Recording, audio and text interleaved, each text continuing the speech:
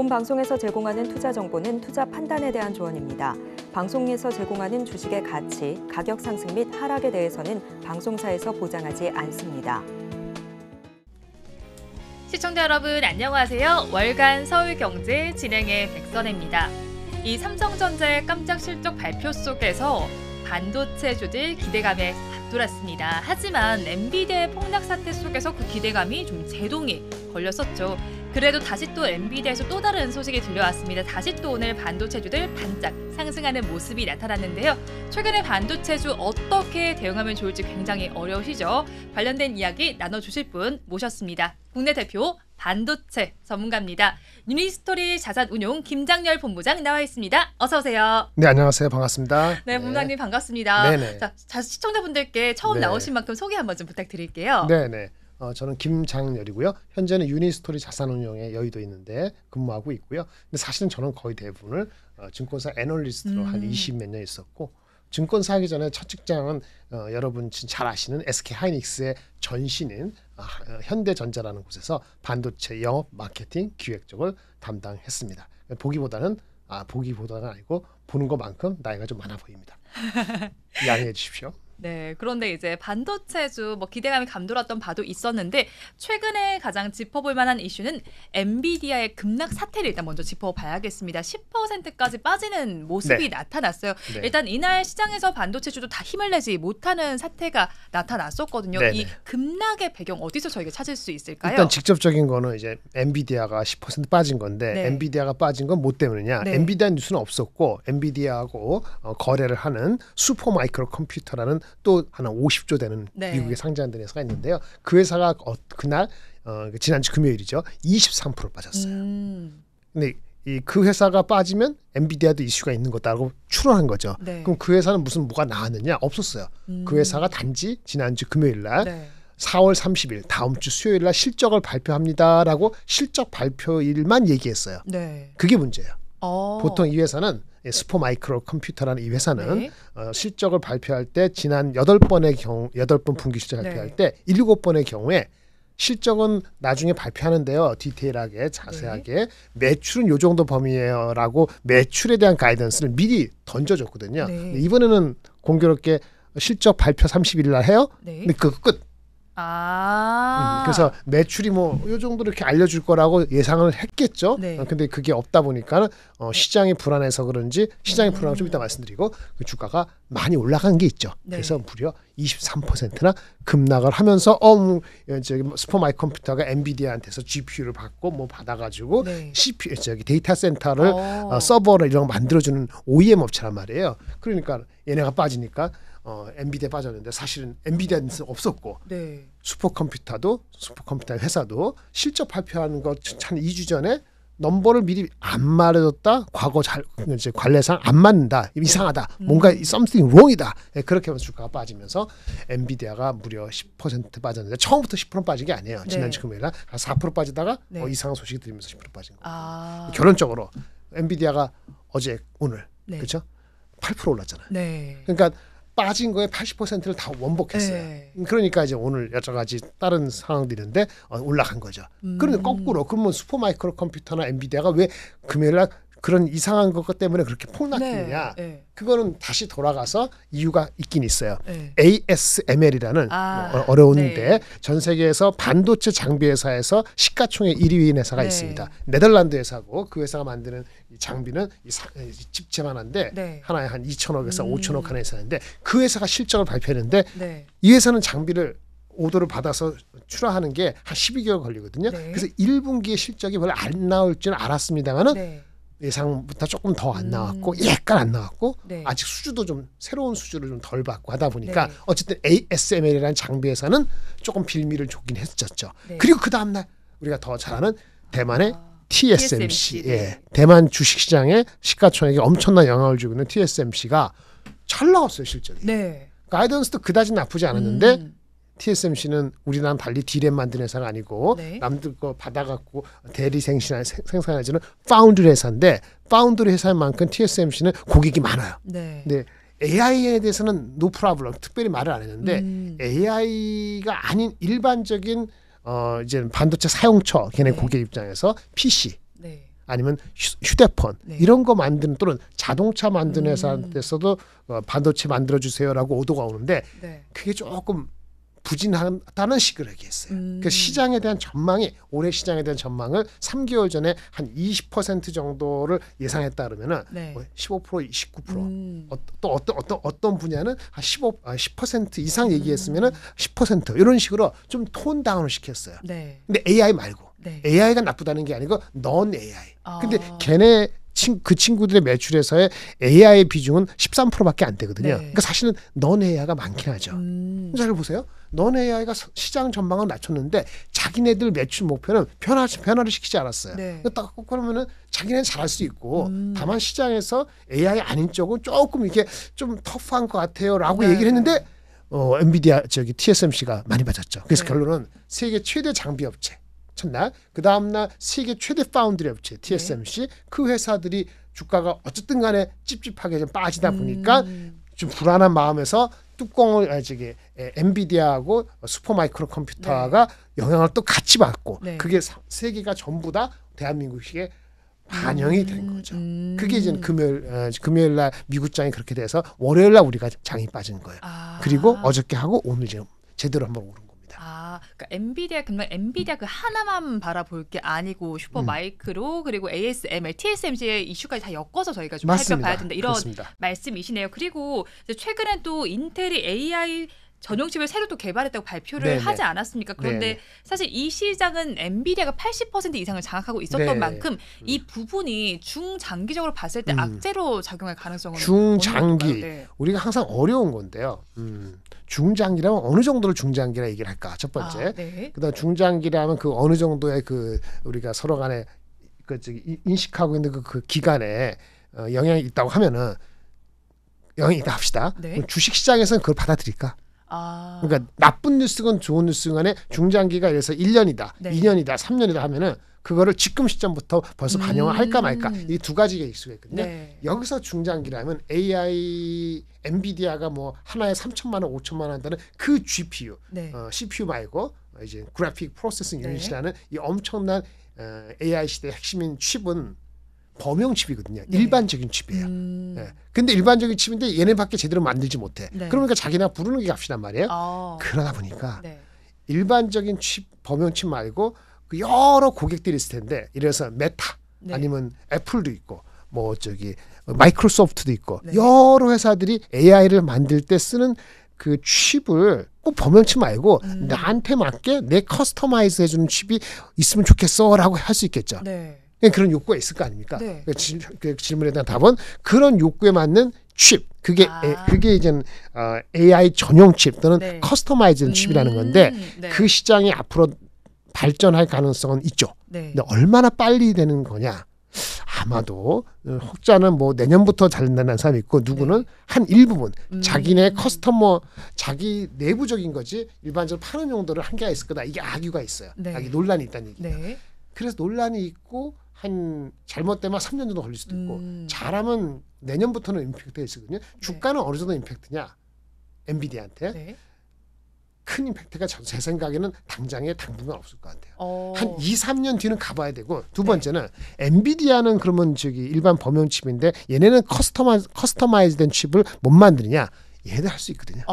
근데 문제는 네. 그렇게 하면은 자기네 자기 살을 깎아먹는 캐니벌라이제이션 효과가 있을 수 있잖아요. 자기네 범용 칩을 엄청 잘 팔고 있는데 네. 자기가 커스터마이즈 칩을 만들기 위해서 노력해서 만들 수는 있지만 그러면 힘이 빠지고 자기네 잘 나가는 칩을 스스로 갉아먹는 게 되기 때문에 꺼려하겠죠. 네. 그래서 그 틈을 각국에 있는 여러 업체들이 커스텀 칩, AI 전용 칩을 준비하고 있습니다. 아. 우리가 큰 회사라고 하는 칩도 있고 우리가 반도체는요 반도체에서 만드는 건 사실이 아니에요. 네. 설계안에서는 애플도 맥북이라는 거 거기 들어가는 핵심적인 머리에 들어가는 칩 네. 그다음에 마이크로소프트도 엔비디아 것만 쓰는 게 아니고 얼마 전에 뭐 무슨 자기네들 전용 칩을 만들다 하고 네. 삼성전자도 전용 칩을 DRAM 네. 말고 만들거든요. 그러니까 어떤 회사들든지 반도체 설계를 할 수는 있어요. 근데 얼마나 성능을 맞추고 코스트를 다운시킬 것이냐. 네. 일반적으로 커스텀 칩이라는 건 코스트가 많이 올라오거든요. 네. 성능 맞출 수 있을지 몰라도 네. 그래서 그런 과정이 필요해서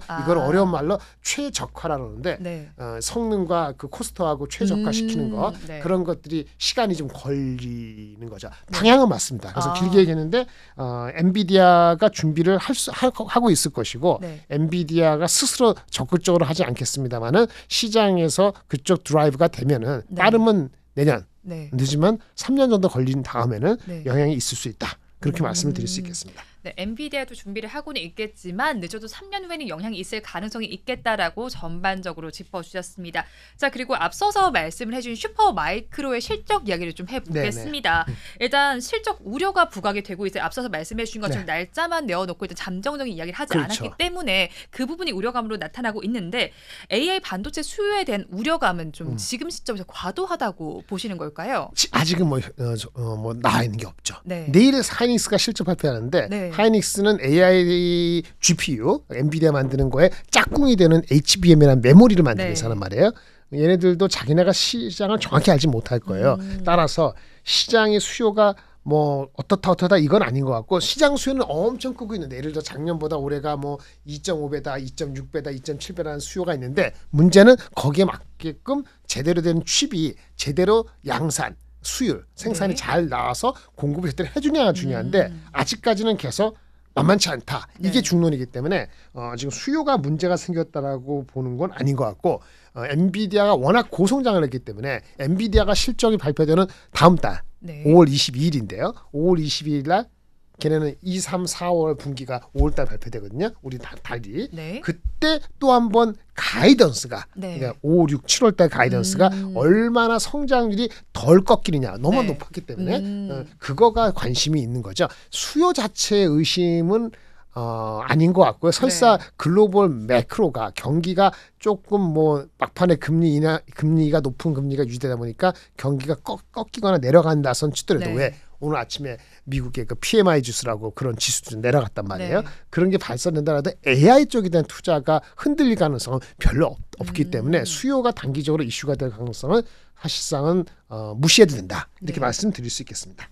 네, 수요 가능성 그래도 좀 무시해도 되겠다라고 정리를 해주신 바가 있고요. 자, 그런 상황 속에서 저희 이제 HBM 리더라고 좀 불릴 수 있는 선두 주자입니다. SK 하이닉스의 경우에도 사실 좀 삼성전자와 더불어서 약세를 좀 기록했던 바가 있어요. 오늘은 다시 또 이제 강세 흐름이 나타났는데 앞서서 말씀해주신 것처럼 내일 실적 발표도 예정이 되어 있는 만큼 SK 하이닉스는 좀 어떻게 저희가 평가를 해보면 좋을까요? SK 하이닉스 실적에 대한 기대치가 너무 높다는 것이 부담스러울까? 아니면 이번에는 진짜 블로우아웃, 터뜨리느냐 이런 게 있어요. 왜냐하면은 우리 그 1분기 삼성전자 실적이 잘 나왔지 않습니까?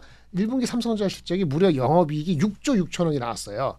6조 6천억의 숫자가 원래 애널리스트가 얘기했던 뭐 5조 1천, 5조 3천, 5조 5천, 5조 9천까지 나왔는데 그걸 뚫는 숫자가 나왔거든요. 근데 정작 주가는 그때 더 빠졌어요. 그래서 기대가 높아한 거를 만족시키는 건 좋은데 그 타이밍이 잘 맞아야 되는데 내일이죠. 근데 오늘 좀 분위기가 좋았잖아요. 그래서 오늘 미국장만 뭐 여하의 특별한 뉴스가 없으면 오늘 메타가 실적 발표돼요. 내일 아침인가? 메타 플랫폼. 옛날에 페이스북. 그 회사가 걔네들도 AI 관련된 광고한 거 되잖아요. 그런 식에서 특별히 미국 쪽에서 실적의 이슈가 없고 뉴스가 없다면은 하이닉스가 이 기대치를 부합하면은 주가가 이번에는 좀 그래도 버티지 않을까. 많이 올라왔습니다만은 근데 사실 조정 받았다가 오늘 좀 올라온 거잖아요. 그러니까 18만 원 안 됐으니까 전고점이 19만 원 얼마였기 때문에 내일 실적이 잘 나오면 전고점을 이제 뚫어 주기를 기대하는데 전례가 sell in strength, sell on news 이런 게 있죠. 그 실적부터 말씀드리면 실적에 대한 기대치는 1분기에 2조 초반에서 2조 후반까지 있어요. 최근에 나온 리포트를 보면은 애널리스트들이 2조 4천, 2조 5천, 2조 7천 한 분기 영업이익입니다. 그러면 만약 그게 나오면은 2분기 한 3, 4조 이런 식으로 하면 올해가 한 몇 조 되거든요. 그럼 사상 최대 이익이 나는 거예요. 그래서 1분기 실적 2조 한 중반 정도는 나와야 될 것 같아요. 2조 중반에 못 미치면 아마 차익 실현이 초반에 더 세게 나올 수도 있다라고 말씀드리는 게 첫 번째. 두 번째는 그래서 이 주식이 얼마의 가치가 있냐는 건데 뭐 심플하게 뭐 2조 5천원이면 25만 원 부르는 사람도 있고 2조면 20만 원. 대신 요즘 다 목표 주가 20만 원 이상입니다. 뭐 20만 원 이상이면은 지금 뭐 주가가 맞죠? 20만 원 이상. 지금 18만 원 맞잖아요. 18만 원인데 그것이 이제 정고점 19만 원이니까 사실 얼마 안 남을 수도 있어요. 네. 10% 15%니까. 그러니까 그래서 실적이 2조 5천 이상 나와야 된다. 네. 가이던스. 네. 2분기 가이던스에 대해서 네. 좀 긍정적인 톤이 나와야 된다. 그렇죠? 그리고 네. 질문이 있을 겁니다. 마이크론도 미국의 마이크론도 HBM을 이제 한다 그러지. 네. 삼성전자도 아직 공식화시키지 않았지만 실질적으로 또 엔비디아한테 공급하는 세컨드 밴더로서 네. 삼성전자가 어텐션되고 있고 있는데 경쟁이 어떻게 될 거 아니냐 물어보겠죠. 네. 삼성 하이닉스가 1등이거든요. 네. 하이닉스가 HBM 전체 시장에서의 마켓 쉐어는 하이닉스가 한 60, 삼성전자가 한 40, 거의 40이고 얘는 엔비디아 없는데 네. 그 HBM도 옛날 버전이 있어서 그런 네. 거고 엔비디아라는 그 특수한 아주 잘 나가는 회사에 한해서는 삼성 하이닉스가 완전히 독점을 하고 있는 네. 건데 그거를 이제 마이크론하고 삼성전자가 들어가겠다는 거거든요. 네. 그런 거 질문을 하겠죠. 실장 좋은 거 아는데 하이닉스 너희들 혹시 다음 버전에 대해서는 경쟁이 제대로 붙으면은 낙관 못하는 거 아니야? 계획이 있니? 약간 그렇죠. 네. 뭐 계획이 있겠죠. 근데 네. 이제 얼마나 경쟁력을 계속 유지할 수 있을지 질문이 있을 겁니다. 네. 그래서 질문과 가이던스도 하이닉스가 중요해요. 사실은 디램에서도 1위가 그 개수라든지 아직 전체 매출로서는 삼성전자가 하이닉스보다 마켓셔가 조금 앞서 있어요. 네. 삼성전자가 38, 9% 되고 하이닉스가 31, 2% 돼서 네. 앞서 있는데 이익 규모이잖아요. 네. 이익 규모는 삼성 하이닉스가 1등이거든요. 왜 삼성전자는 HBM이 아직 별로 없고 네. 하이닉스는 HBM이라는 특수한 디램이 네. 마진이 50%, 60%예요. 아. 일반 디램 마진은 20% 이하래도 이게 적더라도 합쳐지니까 평균 마진이 1분기가 30% 넘는다 보이거든요. 네. 하이닉스는 30% 넘는 마진을 생각하고 있고 삼성전자는 더 낮아요. 20%. 네. 그러니까 지금 체면이 구겼잖아요. 그러니까 이제 그런데 삼성전자가 진짜 으쌰으쌰해서 이번 분기를 기점으로 해가지고 하반기 나오면 너희들 마켓쉐어 잠시 당하는 거 아니야? 네. 이런 질문 막 공세할 거예요. 거기에 어떻게 잘 제대로 진실이 전달되는지가 못지않게 중요해요. 네. 하이닉스를 판단할 때도 중요하고 삼성을 판단하고 그래서 실적도 잘 나오고 가이던스 좋고 Q&A도 잘 넘어간다 하면은 네. 전고점 뚫는 건 시간 문제죠. 전고점 뚫으면은 목표 주가 에너지스 때 한 25만 원, 26만 원도 부르기 때문에 근데 그래도 20만 원에서 천천히 가겠습니다만은 네. 주가가 실적이 좋아서 sell on strength 이렇게 가지는 않을 네. 가능성도 있는 거죠. 둘 중에 하나 실적이 2조 5천 중반 못 미치거나 아니면 그건 좋았는데 가이던스가 좀 조금 여지를 줬다. 네. 그러면은 주가는 뭐 많이 올라간 만큼 뭐 일단 쉬어갈 수 있다 이렇게 볼 수 있겠고요. 거꾸로 하이닉스의 코멘트 중에서 삼성전자한테 영향을 미치는 그 코멘트가 네. 삼성한테 유리하게 전개될 수도 있거든요. 그렇게 되면은 삼성전자에 대한 주가에도 네. 다음 주에 실적 발표되기 전에 한 번 더 갈 수도 있고 네. 아니면 역시 삼성 하이닉스가 최고야. 네. 삼성전자 아직 멀었어. 그런 판단을 할 수 있잖아요. 이런 네. 것이 내일 하이닉스의 아. 컨퍼런스 콜에서의 입장과 삼성전자 4월 30일 날 컨퍼런스 콜에서의 네. 입장 두 가지가 어떻게 대별되는 것도 참 유심히 봐야 되는 관전 포인트다. 이렇게 말씀을 드릴 수 있습니다. 네, 저희 방송이 나가는 시점에서는 이미 SK 하이닉스 실적이 나왔을 테고 그게 주가에 어떻게 반영되는지 확인을 해 보실 수가 있을 것 같습니다. 그렇군요. 네, 네 그런 만큼 이제 삼성전자 얘기 안 해볼 수 없을 것 같아요, 네네. 본부장님. 네. 아무래도 같이 좀 비교가 되겠죠. 왜냐면 어쨌든 반도체 투톱하면 대장주인 삼성전자, SK 하이닉스가 네. 거론하지 않습니까? 그런데 일단 잠정 실적까지는 좋은 실적이 나왔어요, 삼성전자. 그렇죠. 네. 자, 그런데 사실 최근에 이제 부진한 소식 나오면서 좀 주가 지지부진하다가 오늘 장에서는 좀 괜찮긴 그렇죠. 했거든요. 음. 그런데 이 시점에서 가장 궁금한 건 많은 개인 투자자분들, 시청자분들께서는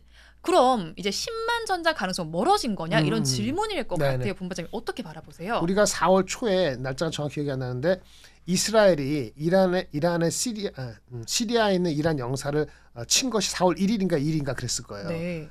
그리고 삼성전자가 4월 3일인가 초반에 8만 6, 7천 원 갔다가 그 다음부터 계속 빠졌거든요. 네. 그리고 얼마 전에 이제 8만 원 이하 빠지면서 네. 오늘 좀 올라갔습니다만 이렇게 했는데 반도체 아까 ASML, TSMC 뭐 엔비디아 얘기할 때 최근에 2, 3주 동안에 반도체 자체에 국한돼서 특별한 소식이 전해진 건 없어요. 네. 뭐냐 삼성전자가 8만 6, 7천 원, 7천 원 갔다가 9만 원 고가일 것 같다가 늘어서 8만 원까지 내려온 8만 원 후반에서 8만 원까지 간 거는 거의 대부분이 핑계를 아니 될 수 없는 게 매크로 때문이에요. 네. 그러니까 반도체 이슈가 아니라고. 매크로가 환경이 불안해지면서 그러면 조금만 다 주식 빠지는 거 아니냐? 삼성전자가 한국에서 마켓 시총 점유율이 네. 한 20% 되잖아요. 네. 그러니까 만약에 매크로가 불안하면은 한국의 삼성전자는 한국 시장을 대표하는 거기 때문에 가장 먼저 판단 말이에요. 네. 그러니까 삼성전자의 반도체의 펀더멘털이 최근 2, 3사에 무슨 크리티컬한 이슈가 생긴 게 아니라고요. 네. 그러니까 매크로 때문에 떨어진 거예요. 그 아. 매크로가 뭐 있었느냐? 전쟁이 일어났다가 네. 지난주 금요일 날 흔들렸잖아요. 네. 그 확전이 안 돼서 다행이죠. 네. 그리고 달러가 그래서 1,400까지 가먹었잖아요. 네. 그다음에 금리 인하가 한 번 내지는 안 할 수도 있다는 두려움까지도 네. 어제까지 있었잖아요. 네. 이 모든 것이 매크로에서 대한민국 주식을 이제 3월까지 많이 샀는데 네. 4월 들어서 보니까 조금 주춤해. 환율도 더 올라갈 수도 있고 네. 그런 게 하다 보면은 어느 주식도 한국의 대표 주식을 빨리 못 사는 거고 미리 샀으면은 약간 줄일 수도 있는 거죠. 네. 그런 것이 일어났기 때문에 아. 매크로 때문에 주가가 떨어졌다고 보시는 게 아마 타당할 것 같고요. 어. 뭐 다른 주식도 그렇지만 한국의 대표 주식이고 아. 시총이 많으니까 그런 거예요. 그래서 오늘 많이 올랐습니다만은 네. 펀더멘 반도체에 약간 찝찝한 게 혹시라도 있다 하더라도 네. 매크로만 해결 내지는 일단 잠시라도 보류가 되면은 네. 그거는 원상 복귀해야죠. 어. 그러니까 8만 원은 언제든지 다시 시작해야 되는 네. 모드예요.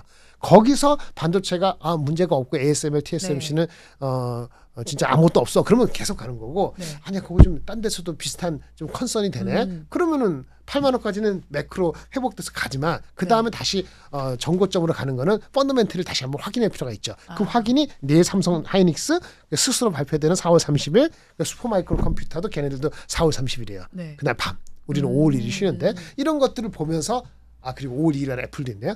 중요한 거는 이제 삼성전자 하이닉스 슈퍼마이크로 컴퓨터가 나오는 거. 네. 인텔도 이번 주 금요일 나오는데 이런 업체들 실전 나오면서 서로가 주고받는 그런 신호들에 대한 해석을 어떻게 하냐가 중요하죠. 네. 매크로가 안 졌는데 감에 매크로가 흔들렸기 때문에 3주 동안에 헷갈려갖고 주가를 뺀 거예요. 네. 8만 원 다시 시작하는 라인이다. 아. 목표 주가를 정고점을 가면은 10만 원 갈 수 있겠죠. 근데 지금은 매크로가 금리 인하를 빨리 한다는 전제가 아직 깔린 게 아니고 네. 약간 소강 상태라는 거기 때문에 바로 뭐 9만 원, 10만 원 편안하게 된다라고는 아직은 얘기 못 하는데 가능성은 열어 있죠. 그래서 열려 있죠. 그래서 한 2번 정도는 2주 정도는 네. 기다려야 된다. 그 확인해야 된다. 그렇게 그럼 말씀드렸습니다. 매크로 이슈 부분 있잖아요. 지금 네. 부문장에서 많이 언급을 해주셨는데 사실 저도 좀 아쉬웠던 부분이 수출입 데이터를 살펴봐도 반도체 수출 굉장히 잘 되고 있거든요. 네네. 근데 이게 반영되지 못한 게 제 생각에도 네. 이 매크로적인 리스크들 때문이 아니었나 싶거든요. 네네네. 그렇다면 이 뭐 금리 인하가 늦춰진다 이런 부분들은 부차적인 문제로 좀 봐도 되는 거예요. 어떤 거예요? 금리가 네. 늦어지면은 아주 큰 이슈죠. 네. 큰 이슈. 금리가 만약에 금리를 내리지 않는다. 네. 금리를 올린다. 그러면 진짜 장 없어요. 2,400 가는 겁니다. 네. 대책 없어요. 그런데 지금 봤을 때 금리가 오를 가능성은 제가 보기엔 매우 희박한 것 같아요. 네. 왜 금리를 지금 이미 고금리 상태 5.2에서 5.5고 모기지 금리는 미국에서 7%가 다시 넘고 네. 하니까 여러 가지 부작용이 계속 나오고 있거든요. 계속 늦출 수가 없어요. 네. 그러니까 금리를 올리는 건 못해요. 늦게 나올 수 있죠. 늦게 할 수 있죠. 네. 그런데 어저께 나왔죠. 어저께 금리 인하를 빨리 할 수도 있다는 생각이 드는 게 미국의 그 제조업, 서비스업에 네. 구매 담당하는 사람한테 네. 이제 설문조사를 해요. 매달. 네. 그걸 매월 PMI, Purchasing Manager한테 물어봐서 설문조사를 해서 50 이상이면 좋아지는 거고 네. 50이면 안 좋은 거거든요.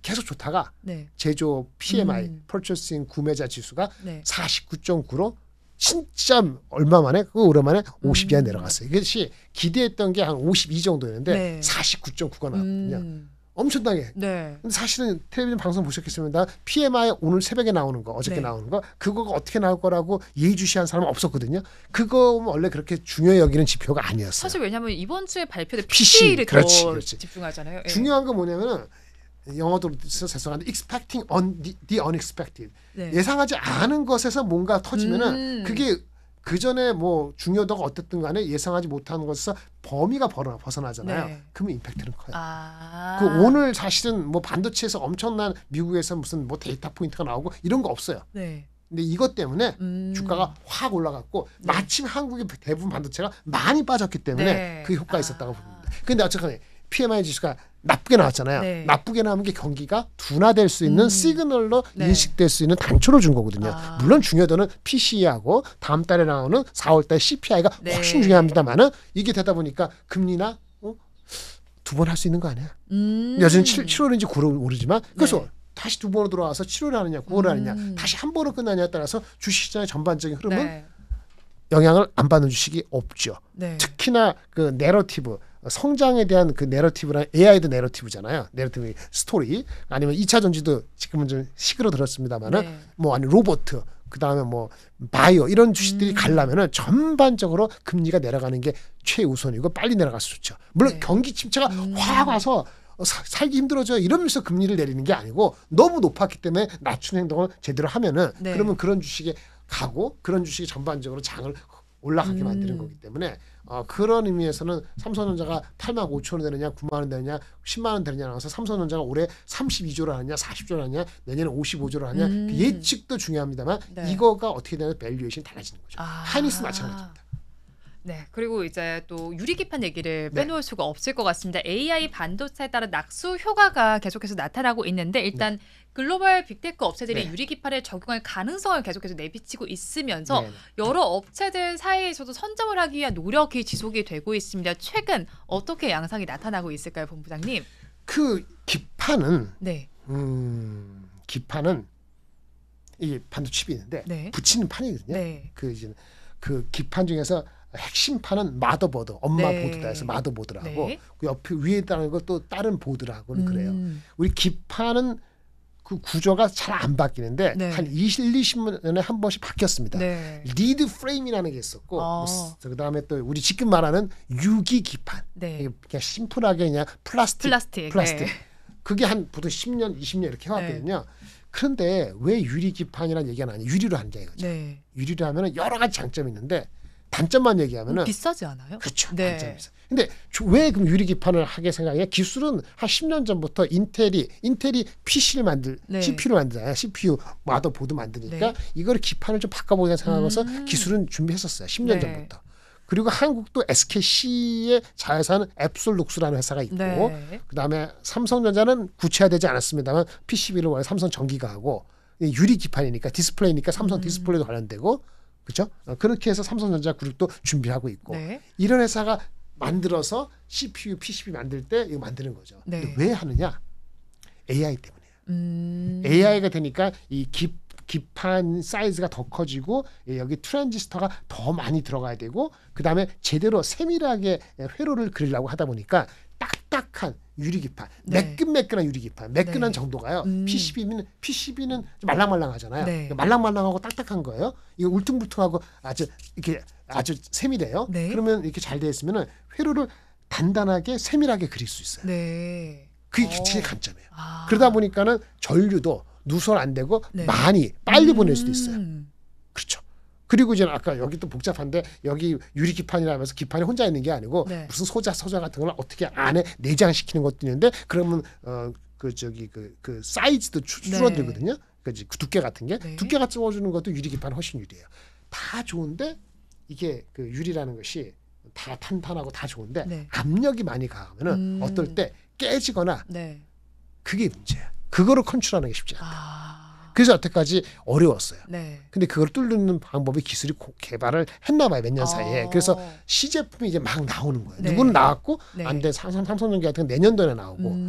근데 약간 그 어려운 점이 있고 그다음에 단가가 아직은 뭐 제대로 나오더라도 한 3배 네. 이상 비싸기 때문에 그것이 어떻게 되느냐. 그게 문제죠. 네. 그런 걸 보완을 한다면은 빨리면 27년도. 네. 근데 인텔 같은 경우는 27년 할 수도 있지만 네. 27년 안 하고 그냥 30년까지 이렇게 해놨어요. 아. 그래서 이게 진짜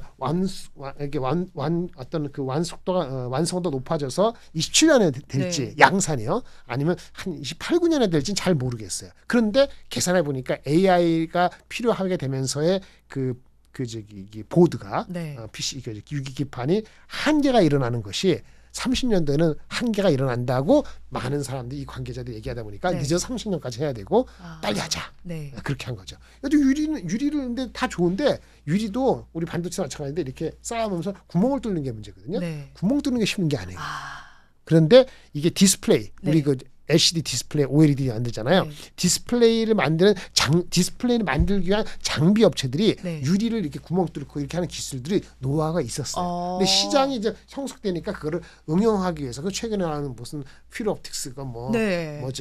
또 저기 야스도 그렇고 그런 네. 업체들이 누구는 테스트, 누구는 구멍 뚫는 기계, 아. 이오테크니스 이런 회사들이 네. 다 디스플레이용 장비에 그 유리를 다루는 기술이 있었거든요. 유리를 가공하는 기술은 뭐 또 저기 JNTC가 제일 넘버원이고 네. JNTC 괜찮아요. 실적적인 넘버도 나오니까 유리 기판을 하는 회사도 있고 네. 유리 기판에 소재가 들어가기 때문에 소재를 하는 YMK인가 YNK 뭐 그런 회사도 있고 네. 유리를 만들기 위한 장비가 있고 테스트하는 장비가 있고 많은 거죠. 기판을 만든 건 삼성전기하고 앱솔룩스 그걸 못 사니까 네, SKC SKC. 이렇게 되는데 네. 그거는 워낙 크니까 주가는 그걸로 잘 움직이지 않고 그러니까 이게 무슨 말인지 아시겠죠? 네. 그러니까 조그만 주식을 찾는 거예요. 근데 어쨌든 상용화되는 거는 빨라도 27년. 네. 눈에 우리가 보이는 거는 대기업 기준으로 내년 말. 네. 그러니까 장이 좀 흐름이 그런 테마라고 해서 꼭 나쁜 건 아닌데 네. 약간 테마성이 들어가서 빨리 땡긴 측면이 있기 때문에 네. 주가는 벌써 이렇게 방송에서 써들 정도면은 네. 이제 한꺼풀 간 거거든요. 그렇죠. 뭐 필옵틱스, 뭐 YC캠 이런 종목들 엄청. 그러니까 YC캠은 네. 소재고, 네. 그다음에 필옵틱스는 그 구멍 뚫기 위한 디스플레이, 삼성 네. 디스플레이, 삼성 SDS 출신의 사람이 만든 거거든요. 네. 필옵틱스가 인고 끝에 회사가 살아났죠. 네. 근데 그런 거 밸류에이션이 잘 안 되죠.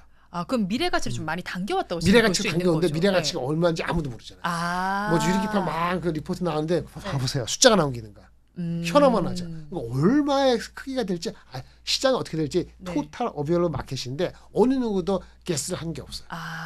그게 문제인 거죠.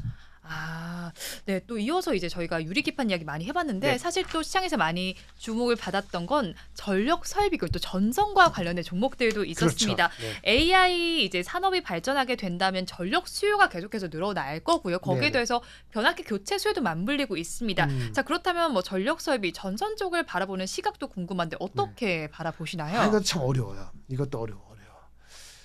이것도 이제 그 일반적인 전력 설비, 네. 송전 하는 거, 송전 시스템, 네. 송전반이잖아요. 송전 시스템, 이 압력을 높여서 멀리 보내야 되는 거니까 네. 송전하는 거 있잖아요. 이렇게 송전탑 하듯이 송전하는 게 있고 이렇게 날아와가지고 우리 저기 가정이나 그 어떤 사무실이나 그걸 할 때는 그거를 송전 고압을 다시 네. 낮춰가지고 적당한 레벨로 낮춰서 배분해주는 그 네. 배전반이거든요. 송전하고 배전하고 달리 있어요.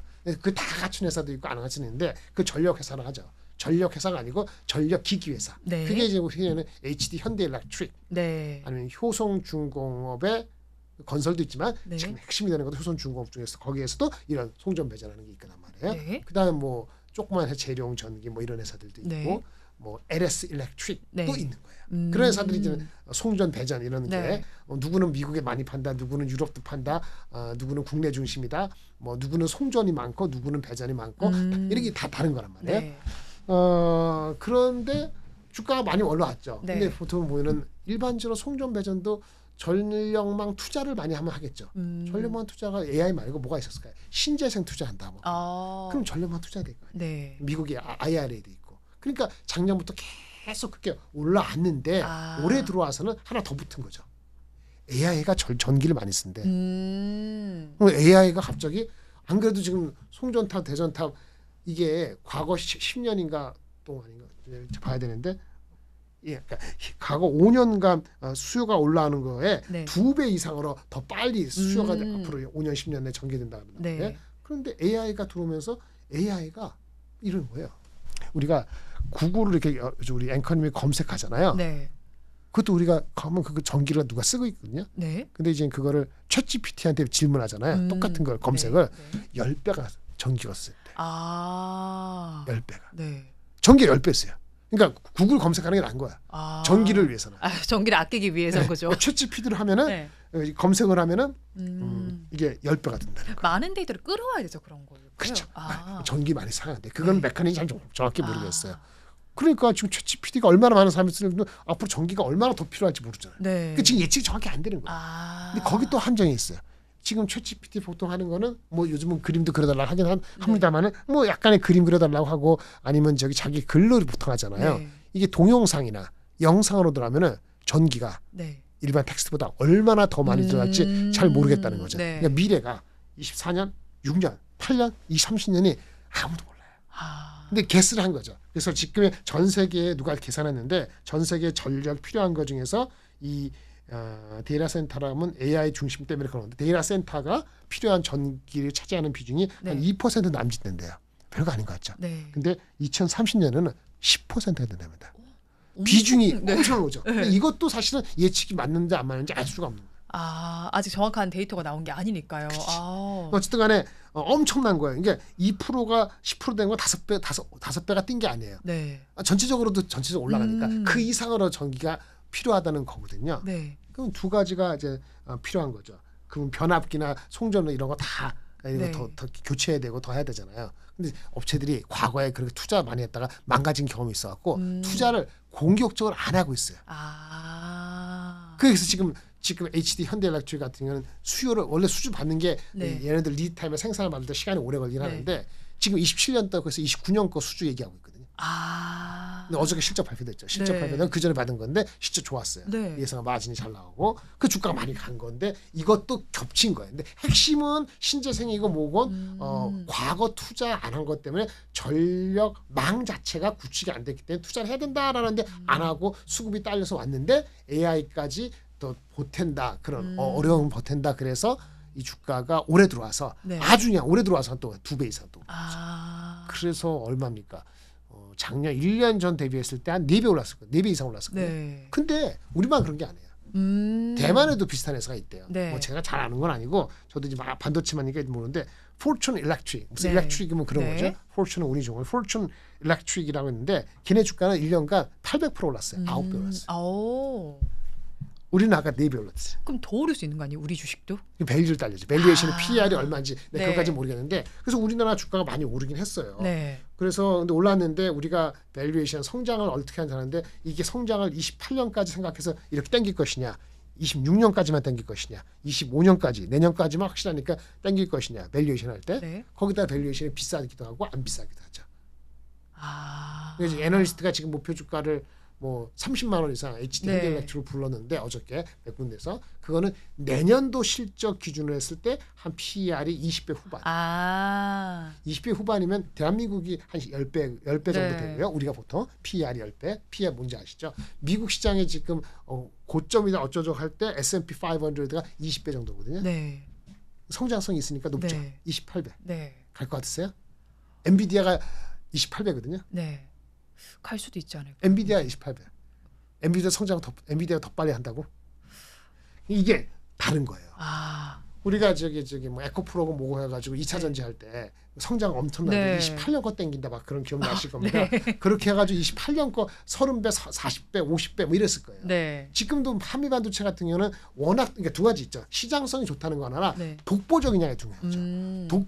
엔비디아는 독보적이기 에도 불구하고 네. 워낙 성장에 빠지니까 지금 PER이 30배로 많이 떨어졌어요. 네. 40배가 다 30배. 네. 그런데 거꾸로 한미반도체는 독보적이군요. 이 본딩이라는 하는 거. 네. 열 압축하는 이 본딩은 하이닉스와 함께 큰 건데 어느 누구도 건드리지 못할 정도 네. 시가총 14조 되는데 네. 걔네에 대한 목표 주가 애널리스트들이 뭐 있는 것이 보통 보면은 PER 60배에서 80배야. 아. 독보적인다가 시장이 성장하니까. 네. 그러면 이제 2차 전지는 독보적인가요? 우리 독보적이라 얘기했지만 네. 결국은 독보적이 아닐 수도 있다는 게 지금 찌그리 박살 난 거거든요. 네.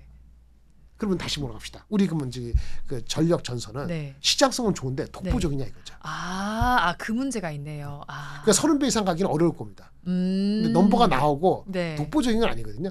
잘 탄 거죠. 그러면 이제 28배 갈 수도 있고. 그러니까 우리 회사만 할 수 있는 일은 아니니까. 그렇죠, 그런 그렇죠. 거죠. 그래서 보면은 이제 그러니까 어떤 간에 독보적이고 시장성이 다 맞으면은 50배 이상 가요. 아. 그런데 다들 그렇게 다 동감할 때 피크아웃이 됩니다. 네. 옛날에 우리 앵커님이 태어나기 전에 2000년에 그때 태어났어요? 그때 버블 깨질 때 네. 미국의 그 빅텍이 아니고 나스닥 그런 저기 기술주 네. 그 당시에 피크 아웃이 된 게 PER이 65배에서 꼬꾸라졌거든요. 아. 항상 그게 이슈예요. 시장 전체적으로는 20-30배가 목이고 네. 성장성은 50-60%에서 이게 독보적이 아니라는 거거든요. 이 주가는 시장성이 좋기 때문에 올라가는 거고 네. 그러면 지금은 아직은 24-5배 안 되거나 그러니까 네. 룸은 더 있어 보이지만 이게 밸류에이션 아규먼트가 되면은 네. 어느 순간부터는 좀 터프해질 수도 있어요. 그러다 보니까 HD 현대일렉트릭이나 효성중공은 어떠냐? 효성중공은 싸거든요. 네. 상대에서 싸요. 네. 마진도 약간 적기도 하고 지금 잘 된다고 하는 건 이거는 미국 쪽이 잘 되는 거거든요. 네. 근데 HD 현대일렉트릭은 미국 쪽이 중심이고 네. 효성은 미국보다는 중국, 유럽도 있고 딴 쪽이 있다 보니까 효성중공은 건설도 있다 보니까 짬뽕 되니까 네. 밸류가 낮게 되고 효성이 뭐 이렇게 뭐 경영 승계되니까 뭐 삼남이 지분도 팔고 하니까 짜증나서 주가가 못 가고 이러는 건데 네. 그럼 그 뭐 HD들이 많이 올라가서 효성으로 살 수도 있고 그래도 대장이 못 가면은 이것도 못 가죠. 네. 삼성전자가 쭈그리 박살 개판되는데 하이닉스 혼자 가는 경우가 있긴 있는데 그런 구간이 영원하지 않거든요. 근데 같이 봐야 되는데 일단 둘 다 밸류가 한 20배 초반, 한 10배 후반이니까 아직은 갈름이 있는데 네. 독보적이냐는 것은 다를 수도 있는 거예요. 아. 복잡하게 얘기했죠. 하여튼 그래서 아까 말한 포춘 일렉트릭은 제가 구분을 애널리스트 아니 그쪽 애널리스트 아니니까 네. 잘 모르는데 우리나라 분석하는 애널리스트가 포춘 일렉트릭을 분석한다면 비교할 수 있겠죠. 네. 아니 미국에 있는데 유감스럽게도 리포트는 나왔지만 우표적 나왔지만 그렇게 크로스 체크해서 나온 건 없어요. 그것도 약간 좀 조금 걱정까지는 아니고 지금 잘 네. 나가니까 네.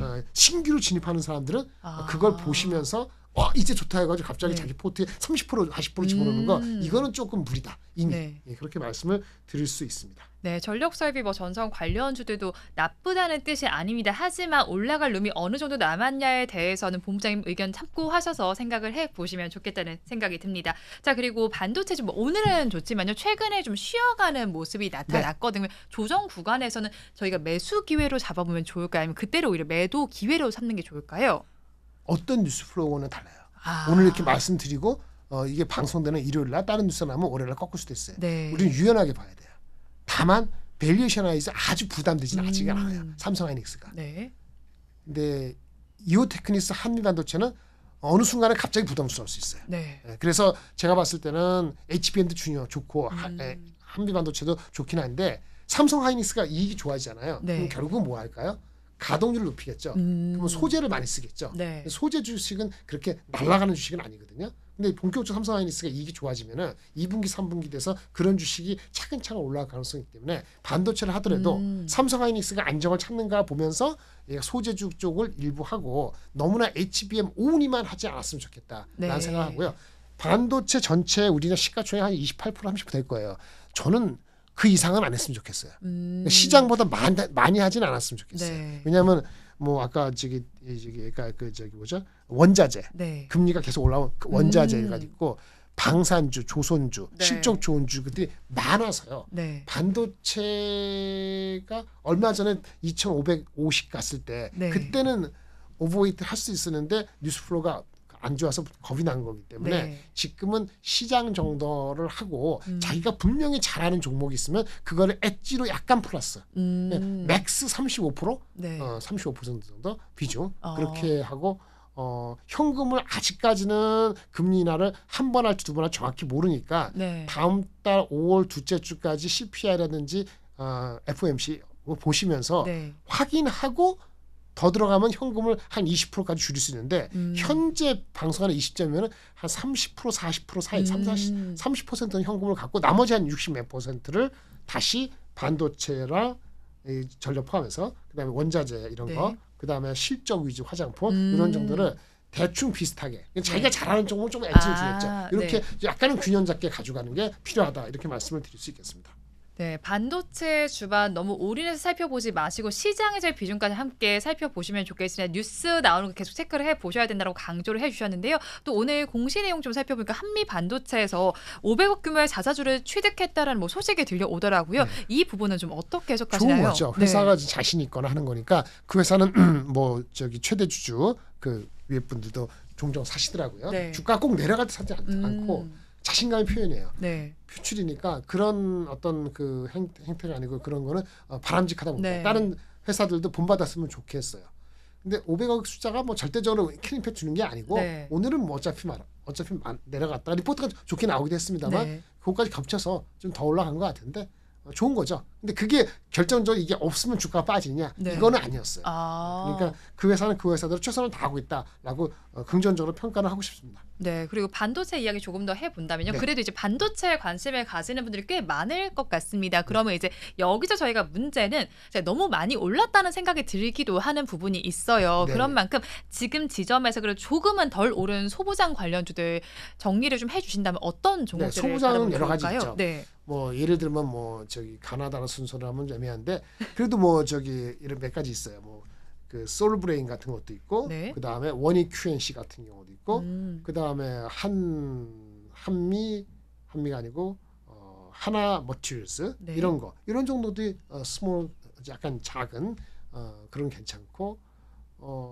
그 정도도 괜찮고 만약에 소재주는 아니지만은 온 디바이스 AI가 된다. 네, 그러면 제품들을 하나하나 테스트하고 이런 게 필요하거든요. 네, 테스트 소켓 같은 회사 ISC 이런 것도 눈에 띄고 소재주 원익 QNC 하나 머티리얼스 그다음에 제가 뭐라 솔브레인 네. DNF 정도 뭐 이런 정도가 대표적인 거. 한솔 케미칼도 있네요. 네. 근데 이게 좀 시간이 걸려서 어쨌든 간에 소재주가 싸긴 싸죠 상대적으로. 근데 이거 역시 그러니까 반도체 100으로 합시다. 네. 반도체 100인데 그러면 소재주가 좋다니까 소재주 70 이게 아니고 반도체가 100이다. 네, 그러니까 전체에서 반도체를 30으로 했다. 30을 100으로 하자고요. 네. 그 중에서 반도체를 한다면 반도체 삼성전자 하이닉스가 안정되는 거 보고 네. 삼성전자 하이닉스를 내가 반을 실을 것인지 아니면 30% 실을 것인지 하고 나서 나머지 중에서 HBM 한 반, 그다음에 소재주 반. 네. HBM은 한미반도체가 있고 이오테크니스가 있는데 좀 빠지면 여전히 한미반도체가 괜찮을 네. 것 같고 HBM이 아니더라도 HBM 비슷한 거 중에서 작은 주식은 STI라는 회사가 있어요. STI. 그 회사도 좀 변동성이 심한데 나쁘지 않은 거. 한미반도체 STI 이 정도하고 EUV 아까 ASML 말씀하셨잖아요. 네. ASML처럼 이제 노광이라 해서 빛을 쪼아주는 그 공정에서 넘버원은 ASML인데 우리는 그거 옆단에서 또 펠리클이라는 보호막하는 네. SNS텍이나 FST도 괜찮아요. 정리하면은 소재주는 아까 말씀드린 겠죠. 근데 네. 그게 전부는 아니고 HBM, 한미반도체, STI 이런 정도 중심으로 하고 네. EUV 그 극자외선하는 네. 미세 노광 공정에 필요한 부품들이 있어요. 그런 것 중에서 펠리클 관련되는 SNS텍이나 FST 이런 걸 좀 보시고 이렇게 조금 가지고 가는데 삼성전자 하이닉스가 근본적으로 흔들린다. 네. 그럼 가장 먼저 뭘 팔아야 돼요? 이 주식도 팔아야 돼요. 가장 민감한 게 EUV나 HBM이 변동성이 세고 네. 삼성하고 소재주가 가장 변동성이 그나마 적은 거거든요. 네. 그래서 상대적으로 보면서 해야 된다. 어렵죠. 네. 그래서 사실은 이게 어려우면 ETF로 하는 것도 괜찮아요. 아. 자기가 잘하는 종목 한두 개만 딱 하고 한 두 네. 개 정도 하고 이 반도체 익스포저를 한 30% 하면 30을 전부 다 한 종목으로 두 종목으로 하면 한 종목에 15% 하잖아요. 네. 그만큼 자신 있는 종목이 있으면 모르겠지만 네. 없으면은 자신 있는 종목 한 두세 개 이상 안 나오면은 그거하고 ETF는 한 20개 종목이 있거든요. 네. 어느 건 한미반도체 중심이고 어느 건 삼성전자 중심이고 어느 건 하이닉스 중심이고 있단 말이에요. 네. 그걸 보시면서 반도체 이게 전체로 지금 30% 할지 20%만 할지 네. 20% 해놓고 삼성전자와 하이닉스 실제 발표되고 괜찮으면은 10% 얹어서 30% 할지 그 생각을 미리 갖고 접근하셔야 돼요. 일단 뭐 소부장주 안에서도 볼만한 종목들을 꾸려주셨습니다. 그런데 일단은 삼성전자와 SK하이닉스의 흐름을 먼저 체크해 봐야 된다라고 정리를 해주셨고요. 반도체주 전반에 대해서 이야기를 오늘 많이 나눠봤습니다. 그래도 이제 조금 더 관심을 가질 만한 섹터가 있다면 어느 쪽이 좋을까요, 본부장님? 반도체 섹터 외에 다른 섹터는 어디에 반도체 좀 외에는 보세요? 아까 반도체 외에는 기업 네. 밸류업. 기업 밸류업. 네. 대한민국이 미국하고 다른 거는 기업 밸류업이죠. 근데 선거 이후로 협치가 어떻게 되는지에 따라 네. 달라지기 때문에 근데 익스포저가 있어야 될 것 같아요. 네. 그러니까 반도체가 한 20이라면 그것도 한 20 정도 하면은 40대잖아요. 네. 또 다른 거 한 20하면 60대잖아요. 네. 40% 현금 남네요. 그런 식으로 갖고 있다가 눈치 보면서 움직여야 돼요. 네. 반도체주와 더불어서 기업 밸류업 프로그램 관련된 종목군들도 한번 살펴보면 좋겠다라는 의견 제시해 주셨습니다. 네, 지금까지 오늘 유니스토리 자산운용 김장렬 본부장과 함께 반도체주 전반에 대한 이야기 다뤄봤고요. 전력 설비, 전선, 거기에 더해서 기업 밸류업 프로그램에 대해서도 간단하게 다뤄봤습니다. 오늘 이야기 여기까지 듣겠습니다. 고맙습니다. 네, 감사합니다. 네, 월간 서울경제 오늘 준비한 소식은 여기까지입니다. 반도체에 관한 여러 가지 이야기 전해드렸는데요. 투자 의견에 참고해 보시기 바랍니다.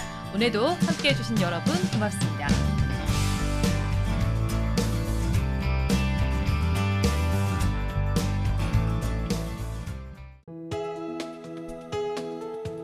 본 방송에서 제공하는 투자 정보는 투자 판단에 대한 조언입니다. 방송에서 제공하는 주식의 가치, 가격 상승 및 하락에 대해서는 방송사에서 보장하지 않습니다.